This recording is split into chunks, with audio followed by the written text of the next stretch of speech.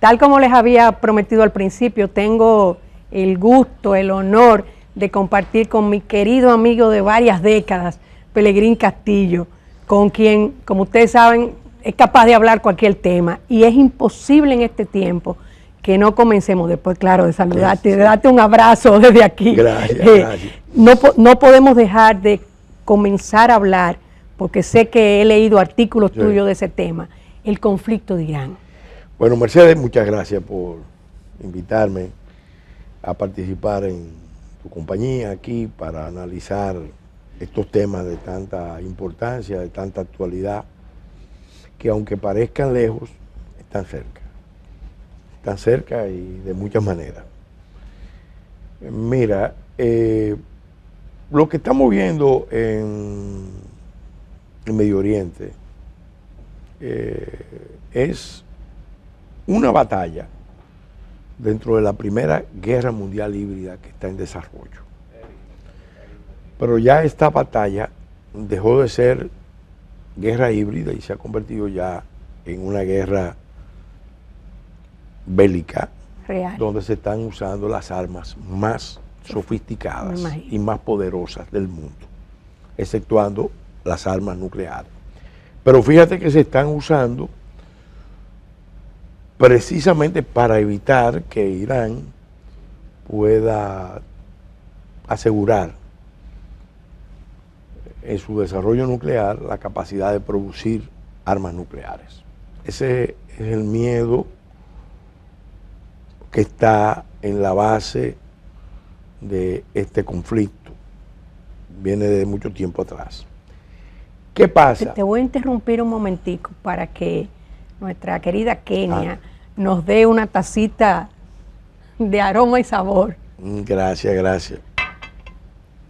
Gracias, Kenia. Gracias. Tú decías que en el, digamos que en el fondo, la preocupación es las armas nucleares. El temor general en la zona y en el mundo es que un régimen con esa naturaleza, una república islámica, es decir, teocrática,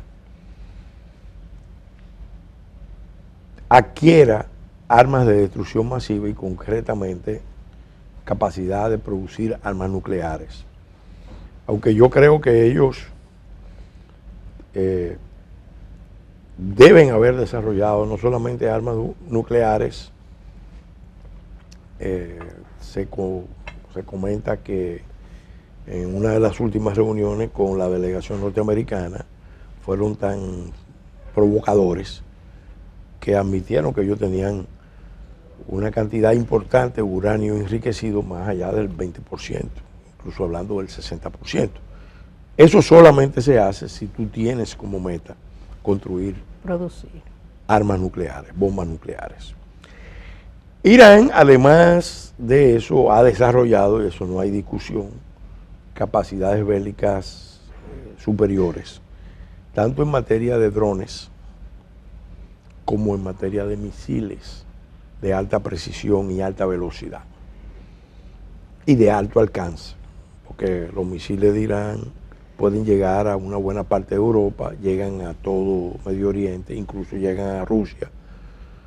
Entonces, obviamente, esa es la contradicción de fondo que está planteada hace mucho tiempo, pero esa es la parte, vamos a decir, bélica, la dimensión militar del tema. En el fondo hay un tema más complejo que se viene desarrollando desde 1978, que es la lucha de civilizaciones. En este caso, en Irán se produjo una revolución chiita con una doctrina anclada en el siglo VII, que toma el poder en un estado que había trillado un camino hacia la modernización, que tenía muchas capacidades militares para la época, porque era el mejor aliado de Occidente y de Estados Unidos en la zona. Y toman el poder los ayatolás.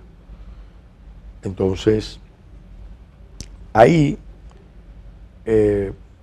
viene un escenario bastante complicado porque mucha gente no entendió que ahí se estaba desarrollando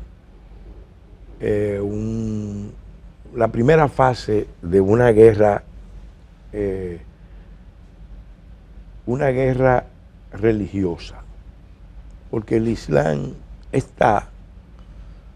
el Islam es una civilización que, a diferencia de las otras civilizaciones del mundo, no tiene un estado central fuerte desde que cayó el Imperio Otomano. Como civilización, ellos tenían originalmente los califatos omeya, abáxida, el Imperio Otomano con los sultanes. Eran estados fuertes que controlaban grandes cantidades y era un referente para todo el Islam. Al terminar la Primera Guerra Mundial, esa civilización quedó sin un estado central fuerte, representativo. Tuve el caso de Rusia. Rusia es el estado central fuerte de la civilización eslava. China popular, China comunista, es el estado fuerte de la civilización china. En Europa no hay un estado fuerte, sino varios estados fuertes con capacidades de la civilización europea. Pero Estados Unidos representa a Occidente, propiamente, es el líder de Occidente se puede decir desde la Primera Guerra Mundial, pero seguro desde la Segunda Guerra Mundial.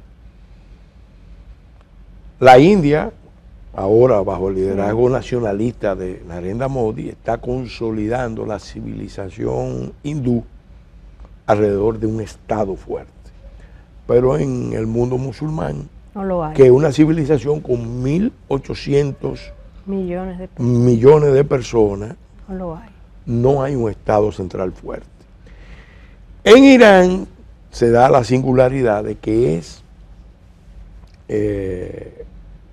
un sector marginal del Islam por siglo que toma el poder en un estado con muchas capacidades. Entonces empieza a proyectar una política de poder hacia toda la zona, amenazando fundamentalmente los intereses de Occidente, centrado en la eliminación de Israel, porque ellos entienden que Israel fue una imposición europea, norteamericana, extranjera. La realidad es que los rusos fueron más decisivos en la creación del Estado de Israel. Sin embargo, ellos no que lo los ven europeos. Así. Ellos lo saben, porque ahí están las actas. Pero, por táctica ahora mismo, ya esto es otra Rusia, y los chinos están también jugando esa carta. Ese proceso no se quedó ahí en Irán. Empezó a proyectar poder, repito, hacia toda la región, donde hubiera presencia chiita o donde hubiera potenciales aliados. En este caso, los aliados más poderosos que ha tenido la revolución chiita son los grupos integristas. En este caso, la hermandad musulmana, salafista, fueron aliados poderosos de ellos. En el caso de Hamas, la vertiente palestina. Y por eso este conflicto no empezó hace una semana. Esto es una etapa, una batalla más dentro de una guerra que se viene librando en la región, que yo diría que empezó, pueden escoger varias fechas, pero hay una muy significativa para que veamos también el trasfondo geopolítico, no solamente el espiritual, religioso, sino el trasfondo geopolítico que está en la base, que fue el ataque del 7 de octubre del 2023 a Israel. Ese ataque se provocó con una intención muy clara de declarar, de detonar una guerra, porque ellos sabían que un ataque de esa magnitud a Israel iba a tener respuesta, iba a generalizar esa guerra, y la guerra estaba preparada hace tiempo. Fíjate que simultáneamente entraron al conflicto todos los actores aliados a Irán. Al sur, los hutíes, al norte, Hezbollah, de Siria también se produjeron ataques. Al final, como la respuesta de Israel y de sus aliados fue contundente, ellos se replegaron. La guerra de los 12 días fue el punto culminante de ese momento, porque incluso Estados Unidos se ve involucrado en esa guerra en buena medida para evitar que Israel aislado apelara a sus capacidades de defensa, que son brutales. Si Israel usa en una estrategia de supervivencia o de disuasión las capacidades que tiene en materia nuclear o en otros campos, eso va a ser para el mundo una cosa terrible. Entonces por eso se involucra Estados Unidos, para darle confianza a Israel, y en ese momento muchos europeos se alinearon con Israel, porque realmente el ataque empezó, claro. Pero ¿qué había en el fondo? En el fondo lo que estaba pasando provocar. Pero no era provocar por provocar. Ahí viene ya el tema del juego de los poderes de las grandes superpotencias. Unas semanas antes del ataque del 7 de octubre, en Nueva Delhi, se había producido la reunión del G20. Y el presidente Biden había anunciado con el presidente Modi y la presidenta de la Unión Europea, Ursula von der Leyen, lo que es el corredor India-Golfo-Europa. Una alternativa a la franja y la ruta de la seda, un rival a la estrategia china de construir la franja y la ruta de la seda, pero liderada en este caso por esa alianza europea, hindú. En Euroasia, el país que tiene, por su tamaño, por las capacidades que ha ido desarrollando, capacidades de competir con China, y su economía está creciendo enormemente, en la India. Claro. Entonces, ese conflicto del 7 de octubre se hace precisamente para evitar que se pueda concretar eso, que además tiene un capítulo que es la firma de los acuerdos de Abraham. Cuando el presidente Trump salió del poder, dejó encaminado una propuesta de su primer mandato, que era los acuerdos de Abraham, que implicaba que todos los países árabes iban a reconocer a Israel como Estado, poniendo desde luego una serie de condiciones para que se resolviera la cuestión palestina de alguna forma. Y entonces el obstáculo a todo eso era Irán. Ahora, Irán no estaba sola, Irán estaba asociada en esa estrategia. ¿A quién? A quien no tenía interés de que se generara una alternativa a la franja y la ruta de la seda, que es China.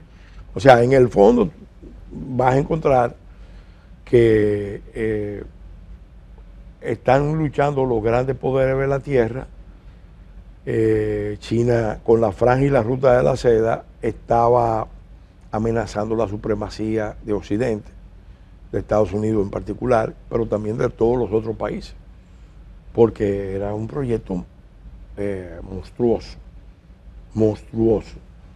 Conectar, como ellos decían, Shanghái y Lisboa a través de unas redes de infraestructura, de nodos, era algo impresionante. De hecho, habían formulado una política de mar que implicaba, por un lado, asegurarse el control del mar meridional de China, con la política de los 9 trazos, y complementada con una política marítima los chinos son esos exquisitos, definitivamente, son muy finos. Le ponen un nombre muy poético, el collar de perla. El collar de perla es un conjunto de infraestructura, bases militares, bases navales, puertos controlados por ellos. Entonces, en forma de collar. Pero ¿a quién le estaba disputando el collar de perla la hegemonía en su área? Que India entiende que por su posición en la zona le corresponde. Ellos son los que deberían proyectar poder en el Índico. Los chinos, que tienen muchos intereses en África, necesitaban tener, porque hay que entender siempre al otro. Los chinos que están penetrando África y capturando África necesitaban asegurar esas cadenas de suministro. Y dar esa imagen de poder. No, y esa cadena de suministro que son claves. Ese conflicto en Myanmar tiene que ver con eso. ¿Por qué? Porque de alguna manera los chinos están buscando una vía alterna al estrecho de Malaca, que puede plantear unos riesgos muy altos en caso de que ellos tengan problemas de navegación. Bueno, tienen ahí la alternativa de entrar a China a través de Myanmar.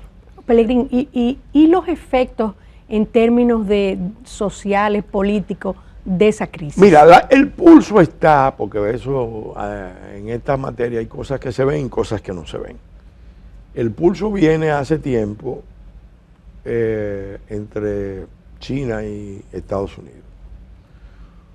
China, a partir de la línea Xi Jinping, empezó básicamente a blandir el arma del control de los suministros de materiales críticos y de tierras raras.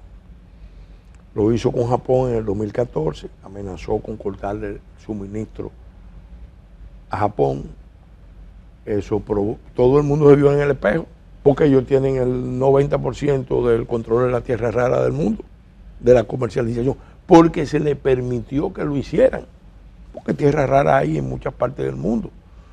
Pero incluido el esquema globalista, incluido nosotros, el esquema del imperialismo globalista era, bueno, nosotros vamos a construir chiméricas, como dice Niall Ferguson,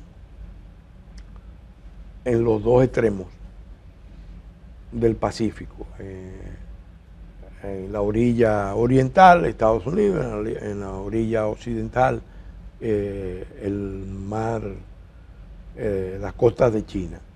Y China iba a ser la gran fábrica del mundo y Estados Unidos iba a ser el que iba a garantizar todo el comercio a nivel mundial, el financiamiento, la tecnología, etcétera, etcétera.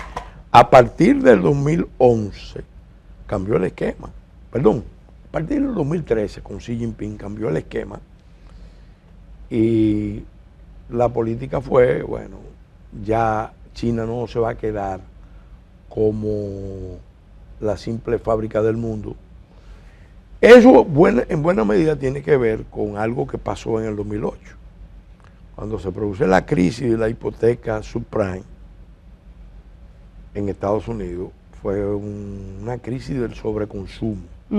El sobreconsumo norteamericano y europeo estaba financiado con los ahorros asiáticos y con los ahorros chinos, porque lo que permitían ese sobreconsumo deslumbrante de Occidente, que ponía a las poblaciones de Occidente a soñar con la posibilidad de un mundo de... Imagínate con la vivienda, usted no tenía que tener recursos, ya usted iba a tener una vivienda de cualquier precio, y eso produce la crisis. Quien tiene que ir al rescate es China, los países de Asia, los países de Medio Oriente, porque a nadie le convenía que esa crisis se extendiera a todo el mundo y que Estados Unidos, su economía se derrumbara. Pero después de eso, en la cumbre de Washington y en la cumbre del G20 de Londres, ahí cambia ya la política. Entre el 10 y el 12 cambia la política. Y entonces viene esto que hemos visto, que una China revisionista ya que decidió en su postulado, uno de sus postulados dice proyección global para la seguridad nacional. Los chinos entendieron que para ellos asegurarse su fuente de suministro, tener su mercado interno bien provisionado, ellos necesitaban proyectar poder en todo el mundo, y eso es lo que han venido haciendo, y obviamente todo eso ha desarrollado un imperialismo con características chinas. Pelegrín, te pido un poquito de tiempo para unos compromisos comerciales. Pelegrín, para cerrar este tema, ¿tú crees que para República Dominicana habrá un efecto positivo o negativo de toda esta crisis? Mira, quiero completar la idea. Sí. China estaba dominando muchas cadenas de suministro esenciales para el funcionamiento de la economía global. Y tenía ventaja porque operaba con unos precios difíciles de competir, de enfrentar, los famosos precios chinos, porque como se trata de un régimen capicomunista que practica una especie de dumping social, puede hacer muchas cosas que no se pueden hacer en ninguna parte del mundo. Solamente los chinos lo pueden hacer con ese régimen. ¿Qué pasa? El presidente Trump empezó a responder a la agresividad china. Cuando ganó con ese discurso en el primer mandato, y empezamos a ver las consecuencias aquí. Cuando República Dominicana termina alineada con China, pero en desafío no solamente a Taiwán. Un paso desacertado a mi juicio, porque se hizo por los peores motivos, en el peor momento y de las peores formas. Sí, claro. Pero tuvimos el liderazgo del país, en general aceptó, vámonos con China, creyendo incluso, porque ahí influye la ideología de que la historia tiene un sentido predeterminado y que el siglo XXI va a ser el siglo de los chinos, el capicomunismo chino a escala global, y que es mejor alinearse ahí. Obviamente eso es parte de la guerra híbrida. Por eso yo digo que estamos viviendo un estado de guerra mundial híbrida, porque si los chinos logran que todos los países de la región rompan con los Estados Unidos con acciones como esa, desafíen las posiciones de los Estados Unidos, y esta es su región, la región número 3, que decía Nicholas Spitman, el Mediterráneo americano. Si aquí en esta zona Estados Unidos no tiene control, evidentemente Estados Unidos es un tigre de papel. Es un tema, porque en eso los chinos hay que reconocer que son sublimes. Son sublimes en el estilo de desarrollar su competición. Ellos no juegan ajedrez, ellos juegan un juego de envolvimiento que se llama wiki. Y culturalmente para ellos, por ejemplo, esa idea de paciencia estratégica es muy de factura china. Ellos juegan a largo plazo, a diferencia de lo que pasa en Occidente. Somos más en el capitalismo de buena parte del mundo. Entonces, ¿qué pasa?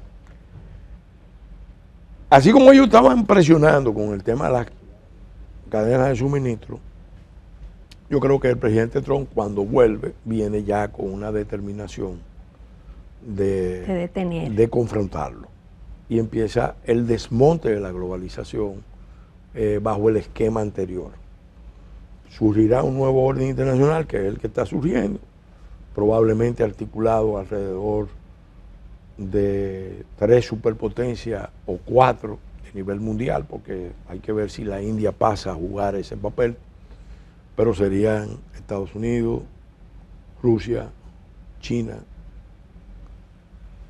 y las potencias regionales se acomodarían a ese orden. Eso significa la caída de las cadenas de suministro integradas a nivel global. Este tema de Irán y Venezuela, que están conectados, tiene que ver con la cadena de suministro de combustible. Exacto. ¿Quién la controla? Y le están diciendo a China, bueno, tú controlas la tierra rara. Yo controlo. Tu economía depende del petróleo y del gas.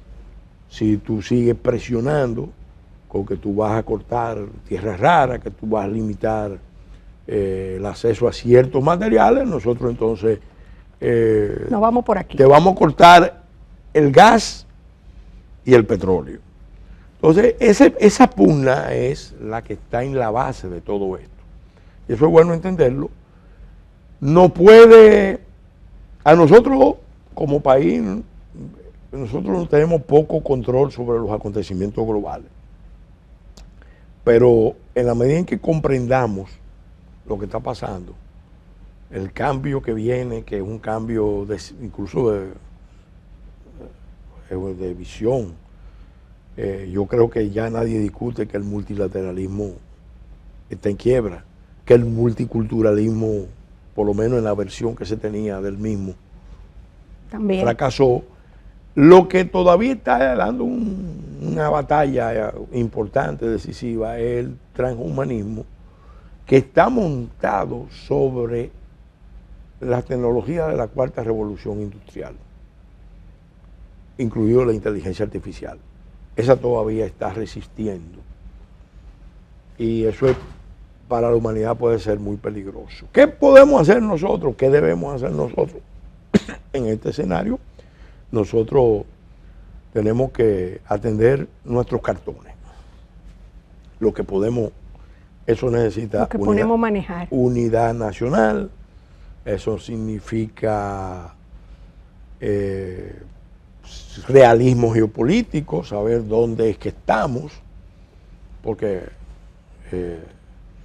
estamos en la tercera frontera geopolítica de Estados Unidos. Eso significa aprovechar las oportunidades. Yo digo que la administración Trump y Marco Rubio nos están abriendo una ventana de oportunidad para reformular, replantear, revisar los esquemas que venían manejándose por mucho tiempo en las relaciones insulares, pero ni Donald Trump ni Marco Rubio van a venir a resolver los problemas a nosotros, ni a pensar por nosotros en función de intereses nacionales. Se está abriendo la ventana de oportunidad. Esa ventana se puede cerrar en un momento dado, y si la clase dirigente de República Dominicana lo que entienden es que podemos seguir adelante con el esquema del Estado-mercado insular binacional, soñando con que vamos a ser hegemónicos en la isla y en la región, así nos vamos a fregar de mala manera. Para decirlo a propósito de manera eso, simple. Yo pienso que los que nos creemos que somos nacionalistas, la subida de Trump a la presidencia de Estados Unidos y con la prepotencia que tiene Marco Rubio nos dio mucha esperanza, sí, porque en medio del gobierno de Biden, el congresista Marco Rubio denuncia las intenciones unificadoras del gobierno de Biden y la presión, habló de presión sobre nosotros, pero a uno le pasa lo mismo, que siente que eso no se está aprovechando. No se está aprovechando porque, repito, por más de 3 decenios, el liderazgo del país hizo alianzas con sectores de poder en los Estados Unidos, incluso sectores de poder que están calculando, del poder económico, del poder político y de otros grupos que están calculando de que lo de Trump es episódico, de que eventualmente pueda haber un cambio en Estados Unidos en las elecciones de medio término y volver a la posición anterior. Entonces no quieren aprovechar la ventana de oportunidad y replantear las relaciones con Haití. Por eso los norteamericanos no van a venir a hacernos el trabajo a nosotros. Entonces aquí es que estamos cometiendo un gravísimo error que nos puede costar la existencia nacional, porque los haitianos, aunque están enfrentados entre ellos, los tres sí coinciden en algo, los tres sectores que están confrontados, en que de alguna manera hay que arrastrar, involucrar, enredar, envolver, amarrarse a nosotros para la solución de sus problemas estratégicos. Y ellos tienen, mucha gente cree, se lo decía un amigo joven, comunicador, que en estos días estaba hablando de que nosotros somos los que tenemos que tener la hegemonía en Haití y tener la capacidad de imponer presidentes allá para que respondan a nuestros intereses. Yo le decía, mira, no te dejes contaminar de esa visión, porque eso es precisamente lo que quieren ciertos poderes, que nosotros asumamos ese rol. Creamos. Que lleguemos al convencimiento de que vamos a ser hegemónicos. En realidad nosotros nos están preparando una agresión territorial, demográfica, que ahora mismo se está cocinando en Baño de María. Ahora mismo se está cocinando en Baño de María. Pero después puede ser a fuego directo. Pero en un momento dado la van a escalar y eso puede terminar produciendo choque de poblaciones en la isla y darle un motivo a los que están planeando la intervención internacional para cerrar el capítulo de Haití. Porque entonces vendrían a la isla en plan de intervención. Ustedes no se entienden. Ustedes, los dos no se entienden, y no solamente eso, sino que República Dominicana, el que ha estudiado este tema sabe que República Dominicana ha sido víctima de unas campañas sistemáticas para construirle un perfil de Estado criminal. El Estado apartheid, el Estado que fomenta la esclavitud o la semiesclavitud, el Estado racista, el Estado xenófobo, el Estado genocida, el Estado que es capaz de desnacionalizar cientos de miles de sus ciudadanos. Todos son crímenes de lesa humanidad, claro, que están en los tratados. Han construido un relato, y aquí hay gente que cree que la lucha es con el haitianito de la esquina y no saben que las estrategias de todo esto se están manejando fuera. Hay otros que están muy conscientes de eso, pero se están prestando a jugar ese rol porque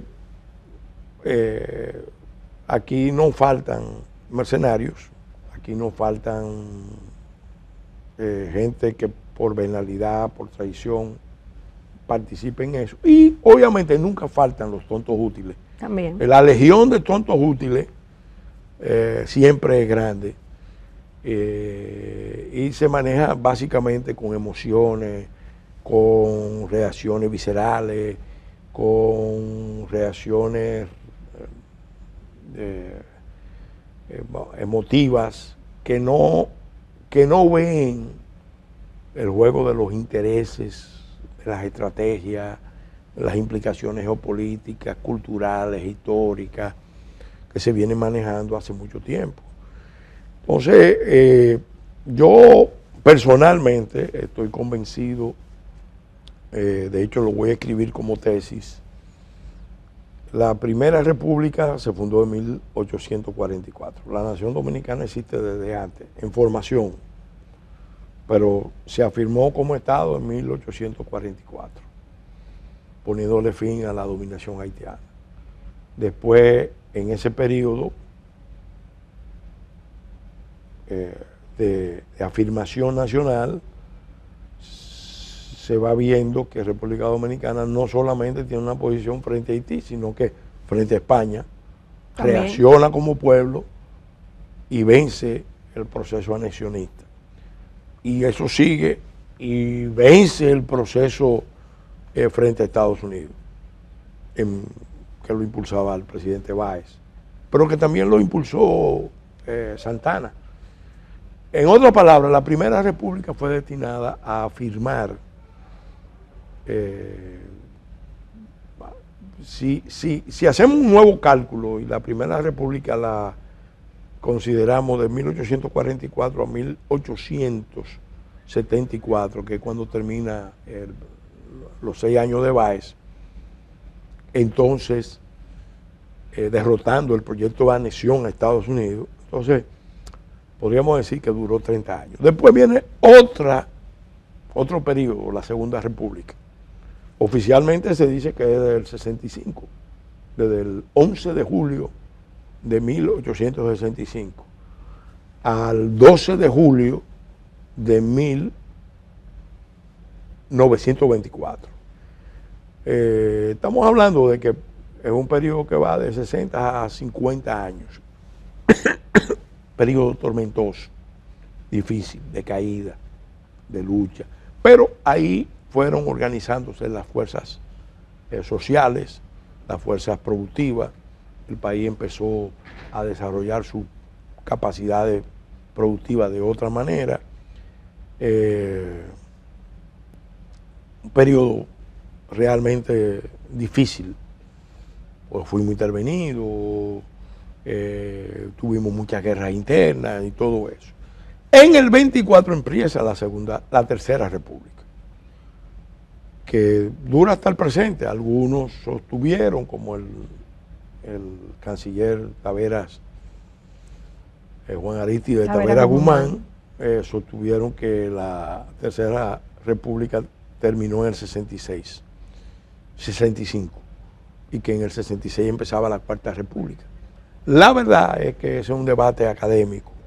Yo creo que no, que esto es parte de la Tercera República, pero esta república ha agotado sus energías, porque las relaciones de poder no son propias de una república, son propias de una finca con pasaporte, de unos pocos grandes dueños, y la política ha cedido, el liderazgo político ha cedido, comprensible en este ambiente de esta etapa última de globalización, donde los estados nacionales pasaron a un segundo plano, a una realidad a superar y a ser sustituida por los estados mercados. Sí, empresarios.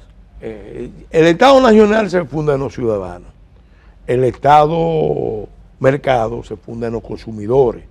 Y aquí, evidentemente, nos metieron en una trampa muy delicada, porque apostaron a la creación del mercado Estado binacional insular binacional. Y eso no funciona ni para Haití, ni funciona para nosotros.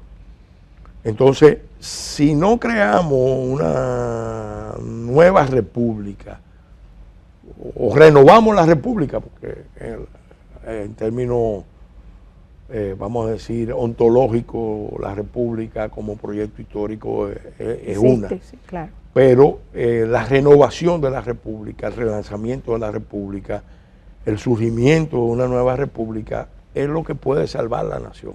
Si no demostramos que somos nación, nadie va a defender nuestros intereses, nadie en el mundo. Nosotros podemos lograr apoyo en Estados Unidos y en el mundo si demostramos que somos realmente una nación que sabe cuáles son sus intereses y que está dispuesto a defenderlo. Y obviamente si también somos suficientemente abiertos para entender que hay que resolver el problema internacional que plantea la existencia de una nación emblemática con un Estado fallido, descartado cínica e irresponsablemente por la comunidad internacional. Porque eso vale para la isla de Santo Domingo, y voy más lejos. Creo que tenemos que irnos a un pensamiento más amplio que considere el destino de las Antillas, especialmente de las tres hermanas que describía José Martí, cuando decía que juntas han de salvarse o juntas han de perecer. Óyeme, con esa sentencia terminamos nuestra intervención. Es una Pelegrín, crisis de civilización global, un derrumbe que hay, una recomposición, y nosotros ahí es que tenemos que tener la conciencia histórica de saber cuál va a ser el papel de nosotros. Y no lo podemos jugar solos, tenemos que buscar aliados, y tenemos aliados. de hecho, Afortunadamente tenemos aliados, y el aliado más poderoso es el Señor de los Ejércitos. en el que confiamos, En el que confiamos. en el que estamos confiando más en este momento. Ese es el Señor de todos los ejércitos. Pues Pelegrín, muchísimas gracias. Y como siempre, hablar contigo nos falta tiempo. Y nos quedaron muchísimos temas, sí. pero nada, tenemos que encontrarnos, sí. Si no en un programa, pero personalmente. Está bien, Gracias, muy bien. Pelegrín, por aceptar nuestra invitación. Sí. Y a ustedes sigan con nuestro programa Propuesta Semanal, la parte siguiente que nos queda.